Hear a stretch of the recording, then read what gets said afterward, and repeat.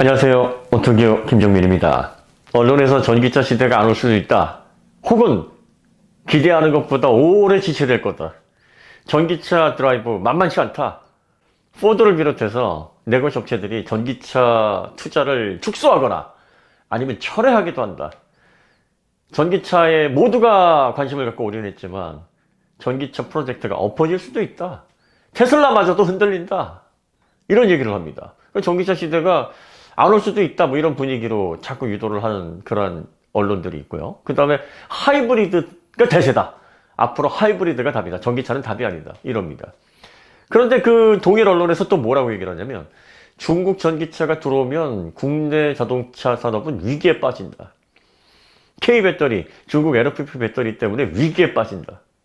아니, 전기차 시대가 안 올 수도 있다면서요. 전기차 시대가 지연될 수도 있다면서요. 그런데 중국 전기차가 오면은 국내 전기차를 비롯한 자동차 산업에 영향을 주고 위기에 빠지고, 도대체 뭡니까? 전기차 시대가 와야 가능한 얘기 아니에요? 중국은 전기차 드라이브, 전기차 굴기에 집중합니다. 중국은 내연차 잘 못 만들어요. 중국의 내연차는 여러분들이 그냥 믿고 걸으시는 정도의 품질밖에 안 됩니다. 원천 기술이랄 게 없습니다.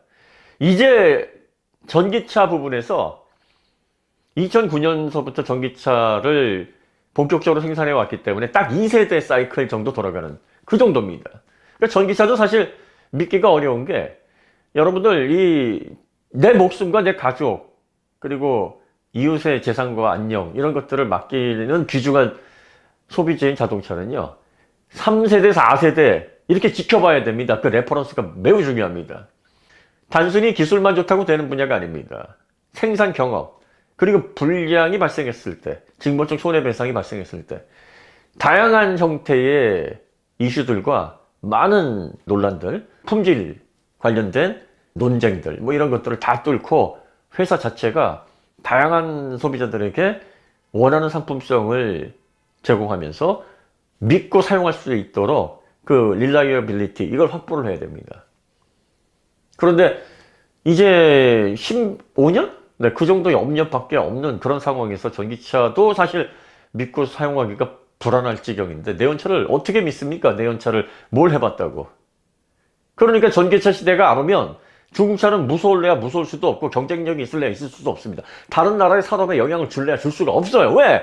전기차 시대가 와야 그나마 싸고 저렴하면서 일정 부분 포기하고, 그래 중국차라도 한번 써볼까 라고 해서 중국차 상품성이 통하는 건데, 전기차 시대가 안 온다면서요. 그런데 중국차는 또 무섭다. 중국차가 들어오면은 전 세계 자동차 시장에 지각 변동이 일어난다. 하나만 하세요, 하나만. 뭐 어쩌자는 겁니까? 스스로 자가당착에 빠져가지고 두 개가 충돌되는 이러한 이슈들을 같이 막 강조를 하려고 하니까, 조금만 이지력을 가지고 이게 무슨 상황이지? 하는 사람들에게는 속이 뻔히 보이잖아요. 그죠? 그들이 전달하고자 하는 내용을 사실과는 좀 다르게 왜곡해서 전달을 하는 그러한 결과이기 때문에 이게 충돌하는 겁니다. 아니, 전기차가 언제 올지 모른다며. 전기차 시대가 생각보다 늦게 올 수 있다며. 전기차 시대가 안 올 수도 있다며. 그런데 전기차만 오로지 부르짖는 중국이 어떻게 강력하게 전 세계 자동차 시장에 영향력을 줄 수 있다라고 또 뻔뻔스럽게 얘기를 하느냐. 하나만 해라, 하나만. 전기차 시대가 온다고 그냥 딱 규정하고, 그런 시대가 오면 중국차가 전 세계적으로 시장에 영향력을 행사할 것이고, 뭐 이런 식의 스토리가 만들어져야 되는데, 전기차는 전기차대로 까고 중국차는 중국차대로 치켜 올리고, 뭐 어쩌자는 건지 모르겠어요. 그 다음에 이제 국산차. 현대기아차는 2030년까지 109조 원을 투자한답니다. 109조 원 엄청난 돈입니다. 예, 정말 한 기업의 투자 규모로서는 역대 최고죠. 그럼 현대기아가 이제 전기차 시대가 만약에 안 와요. 하이브리드 시대가 더 지속이 된다고 치죠. 지금 언론이 그럴 거라고 얘기를 하고 있습니다. 물론 그렇지 않은 언론도 있고, 뭐 하이브리드 대세다. 근데 하이브리드 대세, 전기차 시대가 안 올 수도 있기 때문에 국산차가 투자하는 게 지금 물거품이 될 수도 있다. 이런 얘기들이 훨씬 더 많아요. 자, 그러면 또 이것도 생각을 해보자 이거지. 뉴스를 전달을 할 때 관련된 산업의 데이터나 실적 이런 거 안 보시나요? 2023년까지 현대기아가 어디에서 대부분의 실적, 역대 최고의 영업이익이 나왔는지 그 소비자들도 알고 있습니다. 730만 대 현대기아 그룹이 판매를 했는데 전기차는 이 중에 30만 대 정도밖에 안 됩니다. 나머지는 어디예요? 700만 대가 내연차, 특히 하이브리드 성장세가 역대 최고고 영업이익률은 뭐 사상 최대입니다. 전기차 시대가 안 왔어요. 현대기아에게 무슨 영향을 줄까요? 현대기아가 전기차 빼고도 700만 대입니다. 전기차 빼고도 3위에 위치입니다. 아니 전기차 없어도 되겠네요. 109조 원 2030년까지니까 그리고 이거 발표한 지가 얼마 안 됐으니까 지금 한 2, 30조 정도 썼을라나요? 아깝죠. 이게 얼마나 귀중한 자산입니까? 그런데 전기차 시대가 만약에 안 온다고 해서 이 투자금을 날린다고 하면 지금의 영업이 지금의 내연차 하이브리드 현기차에서 인정받고 해외 시장에서 판매되고 있는 그런 기세로 보면 몇 년이면 그거 복구합니다.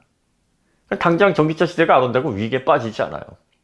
내연차 하이브리드 지금 현대기아 역대 최고 실적으로 몇 년 더 열심히 영업하면 됩니다.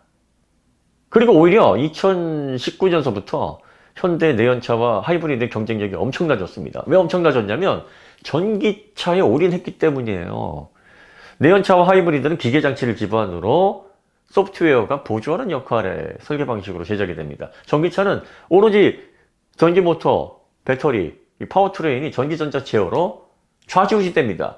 그러니까 전기전자 소프트웨어가 전체적인 완성도에 차지하는 비중이 절반을 넘어서서 심지어 막 60%, 70%까지도 중요한 그런 비중을 차지한다. 이렇게 보는 사람들이 있을 정도입니까? 내연차는 어떻습니까? 기계장치가 70% 정도의 비중을 차지하고 소프트웨어, 전기전자는 높아야 한 30% 될까 말까 합니다.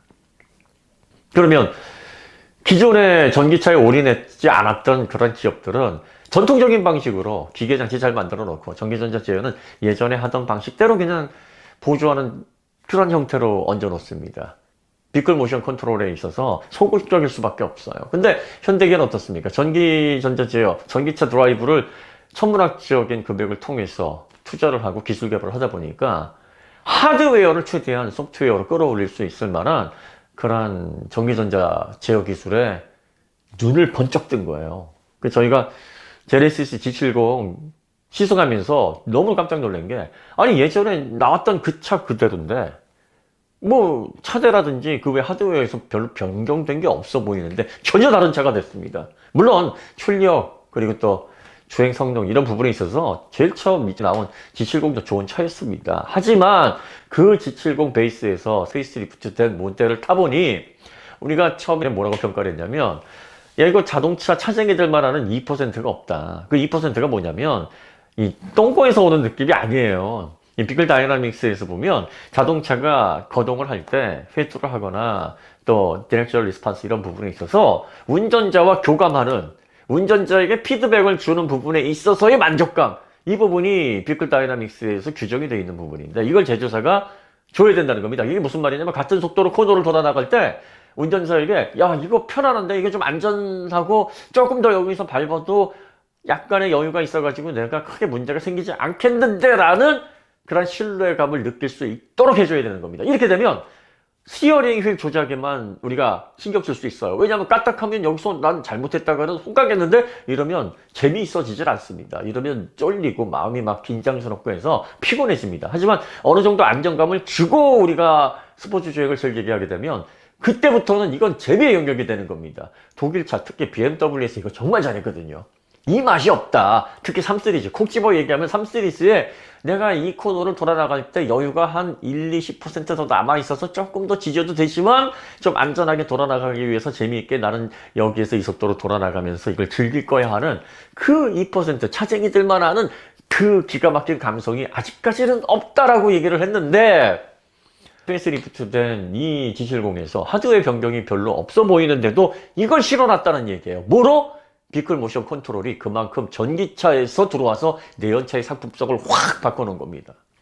자 여기에 전기모터가 어시스트하는 하이브리드는 얼마나 그 발전 간격이 더 높겠습니까? 그러니까 지금 현대기아의 하이브리드가 역대 최고의 호평을 받으면서 보세요. 그 스포티지 하이브리드, 투싼 하이브리드 상품성 최고라고 지금 유럽에서, 미국에서 엄청나게 크게 인기를 끌고 있고요. 팰리세이드, 특히 테룰라이들은 계속 북미 올해차로 선정이 되고 있습니다.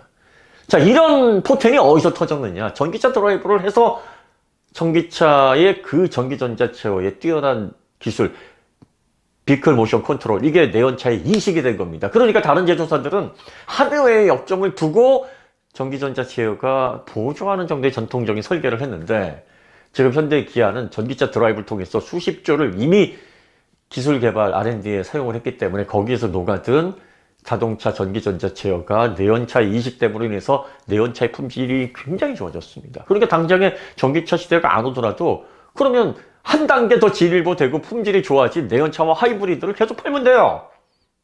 별 문제가 없어요. 아니, 작년까지 최대 역대 실적과 그 영업이익 엄청난 그 수치가 다 내연차 하이브리드에서 나왔는데, 전기차 시대가 안 오고 다시 하이브리드로 간다고 해서 타격받을 게 뭡니까? 자, 그러면 반대로 전기차 시대가 왔다, 전기차가 대중화됐다 그러면 준비하는 기업은 어떻게 됩니까? 토요타 하이브리드에 역점을 두고 2030년까지 끌고 나간다고 했습니다. 유럽 전기차 드라이브를 했는데 만만치가 않아요. 그래서 다시 예전에 내연차 시절로 다시 돌아가서 이제 와가지고 다시 엔진 개발해야 되나, 이제 와서 다시 신차 개발해야 되나, 다시 돌아갔다고 칩시다. 그런데 전기차 시대가 오면 어떻게 합니까? 또다시 준비를 해요. 이렇게 되면 경쟁력을 잃고 이제 기술을 선도하는 업체에서 따라가야 되는, 혹은 핵심 기술이 없어서 어떻게든 빌려와서 급조를 해서 제품을 만들어서 시장에 내놓지만 결과적으로 주류에서 밀려나서 서서히 힘을 잃게 되는 후발업체, 그런 위치로 전락하게 되는 겁니다. 자, 전기차 시대가 오던, 전기차 시대가 안 오던, 전기차를 잘 준비하면서 내연차 하이브리드의 경쟁력까지 끌어올린 국산차 현대 기아에는 위기랄 게 없어요. 전기차 시대가 오면 109조 2030년까지 투자를 하고, 지금 전기차 EGMP 기반으로 냈다 하면 세계 올해차, 유럽 올해차, 북미 올해차, 뭐 싱가포르 올해차, 호주 올해차, 전 세계 자동차에 관심 있는 나라들의 모든 상들을 다 휩쓸고 있는 이 전기차가 일본 타자에다가 다음에 그거보다 더 진보된 플랫폼까지 계획이 되어 있는 현대 기아는 포텐이 터지는 겁니다. 제 세상 만나는 거예요. 물고기가 물 만나는 거지. 근데 전기차 시대가 안 왔어요. 그럼 전기차 EGMP가 역대 최고의 성과를 거뒀지만 역사 속으로 만약에 사라진다고 치죠. 그럼 그 기술을 어디다가 이관하고 어디에다 녹여내면 됩니까? 하이브리드나 내연차에 녹여내서 또 한 단계, 또 두 단계 이런 식으로 품질을 높여나가면 2023년에 했었던 영업이 역대 최고, 그리고 해외에서의 그 내연차의 훌륭한 평가들, 이런 것들이 계속 연장이 되는 겁니다.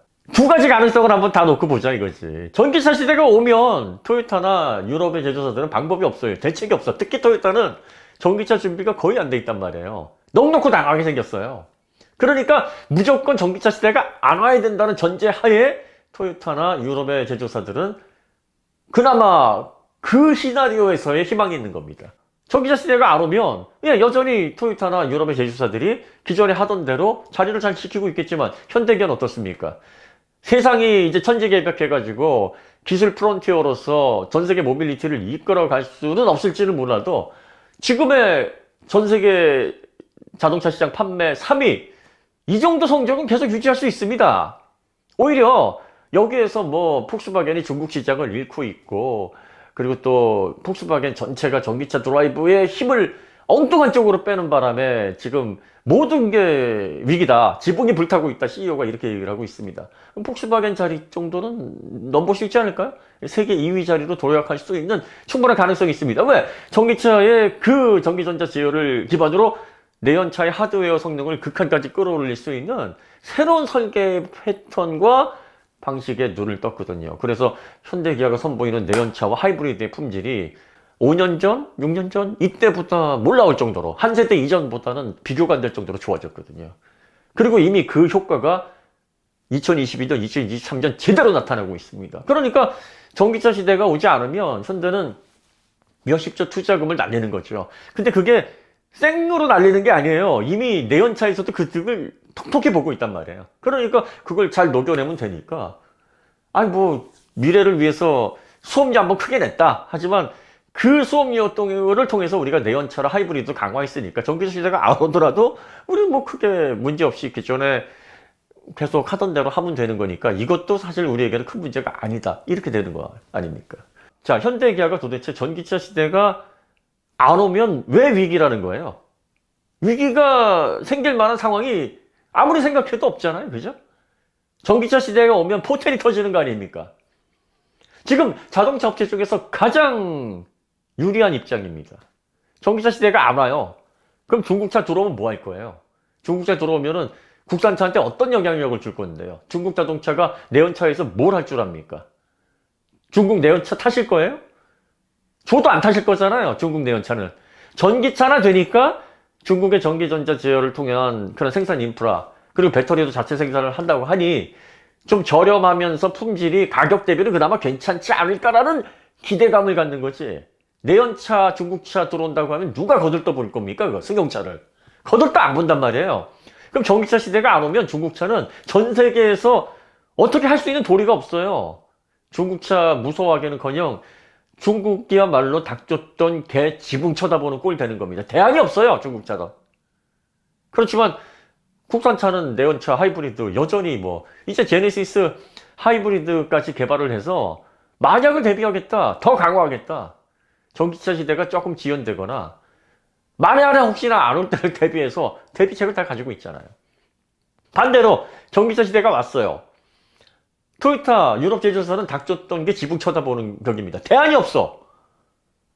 중국은 내연차 대안이 없고 일본차, 유럽차는 전기차 대안이 없습니다. 현대기아는 두 가지를 다 가지고 있네요. 도대체 뭐가 불리한 겁니까? 우리나라의 앞으로의 국산차의 미래 왜 불안해요?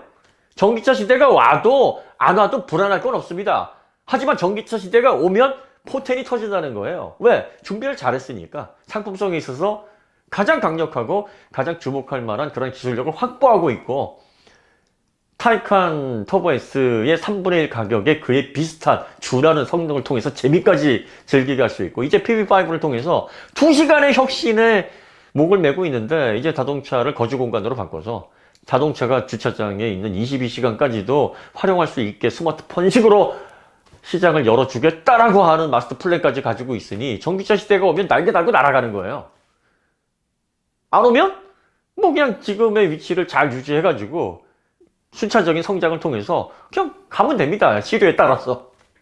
그리고 누차 얘기하지만 전기차 시대는 올 수밖에 없습니다. 왜? 이미 전기차와 관련해서 전기차 친환경 모빌리티로 가야 된다는 방향성은 오래전부터 제기되어 왔던 거고 그리고 유럽 제조사들이 이제 와서 내연차로 다시 돌아갈까? 내연차 조금 더 연장할까? 하지만 그 이전부터 기업의 체질 개선을 위해서 전기차 드라이브를 위해서 이미 뒤집을 대로 다 뒤집어 놨어요. 그리고 유럽연합이라든지 미국 그 외의 선진국들에서는 이미 전기차 드라이브를 통해서 엄청난 비용을 책정하고 있고 법도 개정해 놨고 앞으로 그쪽 방향으로 이제는 갈 수밖에 없다라고 못을 박아놨습니다. 그런데 그 과정에서 워낙 내연차에 의지하고 있는 그런 종사자들 그리고 한 국가의 산업에 영향을 미치는 그 막대한 영향력 전 세계의 그런 경제를 움직이는 내연차의 그동안의 흐름 뭐 이런 것들을 통해서 갑작스럽게 사업이 이관됐을 때 오는 혼란 이런 것들을 조금 더 완화시키기 위해 그 시간을 조금 더 허용해 주자 뭐 이런 논의들은 있을 수가 있고 그 과정에서 전기차 대중화가 조금 지연될 수 있을 가능성이 있다. 딱 이 정도의 의미인 겁니다. 앞으로 전기차 시대는 이제 필연적으로 오게 되어 있습니다. 그러면 현재의 위치에서 충실하게 자기 할 일을 하면서 미래가 다가오기만을 기다리기만 하면 되는 겁니다. 반면에 미래가 준비되지 않은 그리고 어느 한쪽으로 만약에 전환이 됐을 때 대안이 없는 기업들은 얼마나 불안하겠어요. 전기차 중국의 전 국가가 나서서 굴기를 했는데 전기차 시대가 안 오면 이제 중국은 그야말로 자동차 시장에서 완벽하게 고립되는 겁니다. 그러니까 전기차 시대가 만약에 안 되면 그 시대가 안 오게 되면 현대기아가 고립되는 게 아니라 중국은 나라 전체가 고립이 돼버려요. 그러니까 언론에서 전기차 시대가 지연된다. 전기차 시대 안 올 수도 있다. 하이브리드가 대세다. 이렇게 얘기를 하면서 중국차 들어오면 국내 자동차 망한다. 이 양립할 수도 없는 주장을 하시면 안 됩니다. 만약에 전기차 시대가 지연되거나 안 오면 중국차는 들어와봤자 아무런 영향력을 줄 수가 없어요. 전기차 시대가 와서 대중화가 돼야 그나마 영향력을 줄 수가 있는데, 그렇게 영향력을 줄 수 있는 범위도 이제 2세대에 해당하는 사이클밖에 돌지 않아서 소비자들에게 내가 내 목숨을 전기차, 중국차에 맡겨놓고 나를 거기에 태우고 내 가족을 태워야 되는데 그걸 섣불리 결정할 사람 그렇게 많지 않습니다. 3세대, 4세대, 한 세대당 6년 정도 돼요. 그러면 6년, 12년 막 이렇게 시간이 지나서 레퍼런스가 쌓이고 나면 조금씩 시장을 잠식할 수 있을 만한 그러한 가능성을 확보를 하는 거지. 당장 들어온다고 안 팔려요. 한번 보세요. 그리고 중국에서 지금 자존심이 막 이래가지고 실 6천만 원 정도 판매한다 뭐 이런 얘기들이 돕니다. 6천만 원의 실 중국 전기차 뭐 성능이 어떻든 뭐가 어떻든 여러분들이 뭐 사겠습니까? 한 4, 5년 지켜보고 나서 문제가 없다 그러면 그럼 모를까? 지금 당장 중국차가 좋답니다.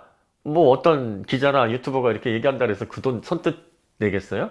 한 2천만 원 정도에 150마력 정도 되고 한번 충전하면은 한 400km 정도 간다. 그러면 아마 움직일 사람이 있을지 몰라도, 그런데 뭐 수입해가지고 유통사 설립하고 AS 센터 확충하고 그리고 또 각종 세금에 국내 유통사 마진에 인건비에 2천만 원짜리 전기차 절대로 나오기 쉽지 않을 겁니다.